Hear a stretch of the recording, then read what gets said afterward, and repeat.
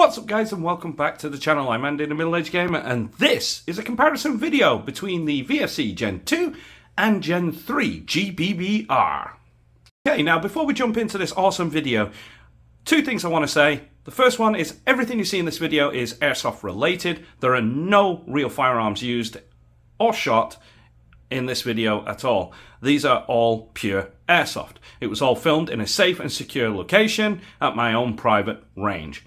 With that being said, the second thing I want to state is everything you see here was bought and paid for by myself. There are no sponsors, there are nothing, monetary given to me to make me do this video or to sway my opinions in either way. I have enough skin in the game and enough time on these two weapons to be able to explain the differences, etc. between the two. So, without further ado, let's jump in. What you see here is the VFC 416 Gen 2 at the top and the VFC Knights Armament SR16 Gen 3 at the bottom. Now, what are the main differences? Well, externally, between the Gen 2 and Gen 3 in each respective weapons, other than build quality, nothing. Quite literally, there are no differences between the two. They all feature high quality construction now, even better with the Gen 3 you would say. Some people like to say the markings, etc. But that is just the same with any company and with anything over time. So, let's disassemble these down to the parts and go over what really is the difference between a Gen 2 and a Gen 3. Okay, now that we've disassembled these replicas down to the most important parts that are actually different, as you can see, the upper receivers are not here on the table, as basically those are identical. They both feature the same hop chambers, the same guide hops, the same inner barrels, etc. There really isn't any difference between those. The main differences are what you see here on these, bits here. So, with that being said, let's dive in to what is actually different. Okay, so we'll start with the magazine, shall we? We have our Gen 2 and Gen 3. Now, if you purchase a Gen 3 416, you'll still get the Gen 2 mag, because sadly they haven't made these mags. Now, why haven't they? Well, simple. If I put them side by side, you can now see there is a difference. So even if I make sure that they're level, put them here on the table, and then we just turn, you can actually see, whoop, that one slipped, there you go, a physical difference. Okay, these are actually taller and slightly more bigger. As you can see here on the feed part, you can just see side by side, they're a little bit more substantial. It's more rounded here, and that's why these don't fit in the Rattler or the new MCX coming or anything like that. They are basically special magazines for the 416, but believe it or not, they do work in the Gen 3 ARs, they do work in other rifles, so there's no problem there. When it comes to the upper part of it, you can see on the Gen 2 you still have steel internals, which people are going to say, oh yeah, they're more rigid. Yes, they are, but they don't need to be. All that does is lift up the bolt stop. It doesn't need to be steel, it just needs to be strong enough to apply the pressure, and that all comes down to your follower spring and the linkage arms and so on. On here you can see it is a red nylon polymer. You have your, dry fire switch here, so you just drop that down, lock that, gets your little follower out the way and allows you to keep firing all day long. Great for movie making. Your fill valves are still in the upper location, as you can see. It is quite simple. With the HK, you do still get the nice markings on there, etc., and the H and K at the bottom. With the Stanags, they're just generic and they work. So, we can get rid of these now, can't we? Okay, so that brings us down to the buffers. Spoiler alert, these buffers are identical. The buffer springs, the buffers internally, they're the same. The reason being is when the Gen 2 came out, that was the first fix they did in the Gen 2. You see, with the bolt carrier on the Gen 2 being made of zinc, it is very lightweight, and so really did suffer, just like GHK, just like Tokyo Marui, etc., that if you put too much of a light, you would have bolt bouts. Now with Tokyo Marui, they just delayed the entire gun's release and changed the internal system, and we got the ZMWS that we know today. But with VFC, they needed to change that. So you now have the spring, and don't know if that can get across, but you do have basically a reciprocating weight that would absorb the counter. So as the gun goes in, that's going to be slammed to the rear, but when it stops, it goes like that and stops it from bouncing at the rear end or at the forward end position. And your strong recoil spring pushes it out the way quite quickly. So let's get rid of these, shall we? We can now eliminate those. Like I say, they are identical. Now we're getting into real differences here. Let's start with the Gen 2 bolt carrier, shall we? So, what you see here is the 416. Believe it or not, this will work in a standard AR. The only thing different is, as you can see, the gas key. Okay? That's the real only differences. Size-wise and so on, they're pretty much the same. So, this is, one, very dirty, but two, made of zinc alloy. The only steel parts are here, this little pinned insert that you can see. Most people will lose that, and when you do, you need to get a whole new bolt carrier, because getting a pin to refit that and get it all reattached, no. Now, they're not expensive, and the good thing is, if you have a Gen 3 416 bolt carrier available to you on the market, you can grab it and drop it in. The only difference is, this is now going to become steel with the Gen 3. Okay? The takedown is the same. The nozzles inside, I'm not sure if that will pop up, but they are, we can clear that up, yep, there we go. V3 nozzles. So you have the same internal nozzle system, etc., which just down inside there is a 1.5mm hex screw. You turn it that way to add, turn it the other way to remove the FPS. You have a 50 FPS balance either way from stock, in the middle basically as it comes. So with the Gen 3, like I say, this is full on steel bolt carrier now all the way across. They've simplified it because they made it of steel. As you can see, there is no insert bit here that's pinned in, and you can see there's very little wear. Like I say, that gun has quite a fair few more. That's around about 8,000 rounds. This one is coming up to 3,000 now, and as you can see, very little wear. The quality is just improved. Everything is just a little bit better.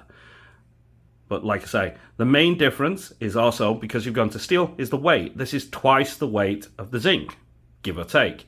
But yeah, whereas the zinc bolt carrier comes in at around about the 180 to 200 gram mark with the nozzle and all its bits, this one is coming in at 400 to 500, depending again on the bits and adding extra material like the numpties at the place where I got this from, putting the old-fashioned, how would you say, restrictor down there. Now, I know why they did it. Like I said in the video, they did it for legal reasons, because sadly, here in the UK, one thing you'll need to know when you're importing your weapons, basically, check the FPS. If the FPS is around about the 3 to 350, you're fine. You won't see tricks like this. But because this has a max of 400 FPS, if the UK Customs do a check, and they have been doing, certain importers are basically now taking it upon themselves to put restrictors in there and manually restrict it so it can't be going above 300 FPS for safety. Because, again, they will fire the weapon. They actually do that, you know. If you're the unlucky one on the day that they've gone out and said, oh, this one looks hot, it's long barrel rifle, etc., they will actually try it and test fire it. They do send it off for testing, and that can lead to months of delays and potentially your gun being destroyed here in the UK, because if it shoots anything above 375 FPS, it's classed as a real firearm, and therefore you're importing a real firearm when you shouldn't be doing, etc., etc., and, well, it's a legal nightmare. So, the retailer that I got this from is what explained that to me, because they'd had a few, so they weren't risking it, and so therefore the restrictor's in. Is it a bad thing? No. I own a spare one. I can swap it out in 2 minutes and we're back to normal. I, just need the time to do it, as they say. Ever busy. Now that we've done that, we're going to need to zoom in even closer and go over the real difference between the two. Okay, so now that we've got this up close to the camera, you can see the Gen 2 is closest to the camera, the Gen 3 furthest away. The takedown pins front and rear are mil-spec, so they're both identical, made of steel. Same with the buffer retention pins there, or retaining pins. They are basically steel because when they introduced the Gen 2, you had the enhanced buffer and heavy recoil spring, so they needed a stronger pin to hold it. Now, your fun sear, let's call it that way, are the same. Your shafts that connect the two fire selector levers in there and tell the replica what to do, whether it's semi, safe, or fun, they are steel. Your hammers are steel, and your hammer sears are steel. So you will be able to hear the difference. So if I use the Gen 2, you can hear that nicely thump onto it. But if I use the Gen 3, you can hear a massive, absolute whack. You can hear it hit with a lot more authority.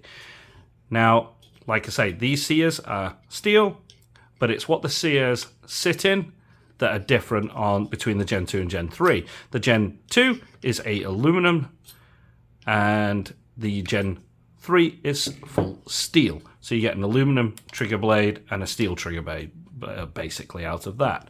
Now, if we reset the hammers back, your bolt stops are pretty much the same. They're steel.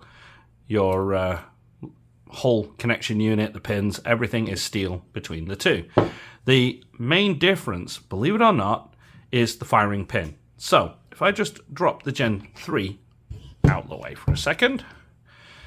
Now, with the Gen 2, you have one major issue because it was the same carryover from the Gen 1, and that is this little piece here. If I can bring that closer for you. This little piece here with, see if we can get that spring into a better background for you. That tiny little conical compression spring is its weak Achilles heel.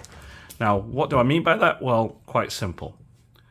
Don't know if we can get that in, but right there is a little screw, a hex screw. So you will need to disassemble the takedown lever by taking that pin out.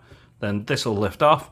You unscrew that screw and you'll take the little lid off here, and that exposes a channel that this firing pin sits in. Now I'll spin it around.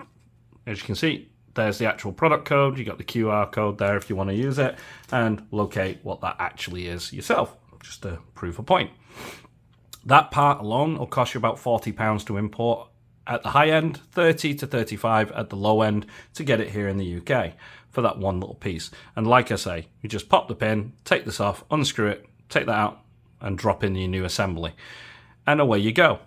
Now, that is the Achilles heel to this gun, especially if you're going to be using it on burst or burst mode or fun mode, let's put it that way. In semi-auto, you're going to be fine for at least 3 to 8,000 rounds. It's a big variance, I know, but it's kind of like what I've been hearing and doing during my research and my own personal experience. But the moment you start using the fun mode, that little compression spring gets battered to hell and therefore will bend and so on. You'll know it because when you put a fresh mag in and you charge the gun and you pull the trigger, you'll get a little put sound and it won't shoot. You'll hear the hammer drop, but it'll just go put. And at that point, you need to pull the mag out, set the hammer again and push in the firing pin, and then it'll work, or change out the spring and purchase a new one. You know you've got that issue at that point. Now, of course, with the Gen 3, that will be unacceptable. So in order to fix the issue, what they did, if I move this now out of the way, with the Gen 3, you still have the exact, if I can pull that in there, you still have the same little screw in the same place to disassemble. You still pop the same cross pin there, lift this up, that literally will pop out, and then you'll have a T-shaped module in here now. It's the same as in the Rattler, basically the APFG MCX Rattler, etc., which is VFC as we all know. Their Gen 3 firing pins are just a better module. It's a complete T-shaped module with a leaf spring hammer in there that's at its smallest point 3mm thick, and its widest point it's 4mm thick. So it's going to last and made of solid steel. So it will basically take the fun punishment, let's put it that way. And that is your main difference. The firing pin itself, that's really what that distinguishes itself between the Gen 2 and the Gen 3. Obviously, with the Gen 3, there are a lot more, increased performance parts, etc., that you would think, such as better quality made. Let's put it that way. That's what I really mean. Better quality made bits, such as you've got your better engravings. You can see here very clear, very deep, which is a lot better. The finish on the rifle is great. Even after 2,000 rounds, you can see here, it's right there. You can see just a bit of wear, but you look at it compared to one that's had more, you can see the wear there. The finish is just a little bit better. You've got the single piece buffer tube still, which is great. That was the same for the Gen 2 and the Gen 3. Again, these are just baby increments. So yeah, they're your main differences. Obviously, the parts like these are what you would call in the real steel as min parts or mass injection molded parts. Yes, they do make them out of steel and so on, but you know, when they injection mold it, the liquid steel and so on. But generally, it comes down to the point where these are mass manufactured parts, and they're normally where you would expect to see failures. But as I can tell you off here, I have had no failure with those. Everything's been high end, and like I say, just really high quality between the two. The main failure has been that firing pin, and that's where I would say whether it's to buy or not to buy. So let's put these back together and go over final thoughts. Okay, so now they're all fully assembled and on the table, let's go over my thoughts. This whole video came about because I was asked a question whether it was worth to purchase a Gen 2 nowadays with the Gen 3 being out, especially on the used market, etc. And here's my simple answer. If you own a Gen 2, keep it. There's no reason to upgrade it at this moment in time. Everything that you see on your Gen 2 and Gen 3 is pretty much the same between the two, other than the main bit being the bolt carrier being steel and the actual firing pin being totally different and non-interchangeable. Everything else is interchangeable, works perfectly fine, and you can always keep buying the parts. They're the same. What does that mean long term? Well, it's simple. You have three options. You can continue to buy that piece, that's this firing pin, while you can still find it. Like I say, that's one option. You can purchase an ESD or EDS, I can't remember the exact name, drop-in firing pin, an upgraded firing pin for it, for your Gen 2, no problem. That's about £50 from Action Airsoft. You'll be able to Google that yourselves and find that easily enough. Or you can purchase a lower receiver for the Gen 3, which will fit. All your parts will drop into it, and you just need to buy the firing pin. And that's it. And you've suddenly got yourself a Gen 3 gun. So yeah, if you own a Gen 2, it's fine. If you're looking to get into gas blowbacks and you're looking at the secondary market because you don't want to splurge out 600 quid for a brand new Gen 3 or 650 for the SR16, etc., you don't be dumping that sort of money in it. You want to get in and build it up slowly, then yeah, buy yourself a Gen 2. There's no problem there whatsoever. It's perfectly fine because there is an upgrade path. There is a path to keep that gun in the fight for long term. And I do mean long term. They are both awesome weapons. Yes, the differences of quality manufacturing over time, it's the same with anything. Whenever you mass produce something, the more you do it, one, it gets cheaper, but two, you see imperfections and you can change them and get better and better. So the later it is in that generation's manufacture, you'll find that a lot better compared to the first batch, as you would say. So yeah, that's just normal across everything. But like I say, it's going to come down to what you want it to do, how much money you have available, and to be honest with you, they are both awesome, amazing weapons. They are brilliant for airsoft, and I would highly recommend you either go out and get a Gen 2 or a Gen 3. Obviously, like I say, new, go for a Gen 3. If you're looking on the used, Gen 2 is perfectly fine. Save yourself some money, put that money into buying yourself a good optic or some mags, etc., and get yourself in the game. Okay, so we've reached the end of the video now, and I hope you've enjoyed this and it's been informative for you. I know there's been a lack of firing in this video, but it's a video that needed to be done to explain, because not many people are actually explaining the differences between the two, and there is a lot of misunderstanding out there. So that's why this video exists. And if you've gotten this far, please like the video, subscribe to the channel, and leave a comment. Let me know what guns you do want to see on this channel. I'm always looking and I'm always adding to the list. The more people that ask for something, the more chance you're going to see it sooner than later. So, like I say, I've been the Middle Age Gamer. You guys have been awesome, and I will see you in the next one.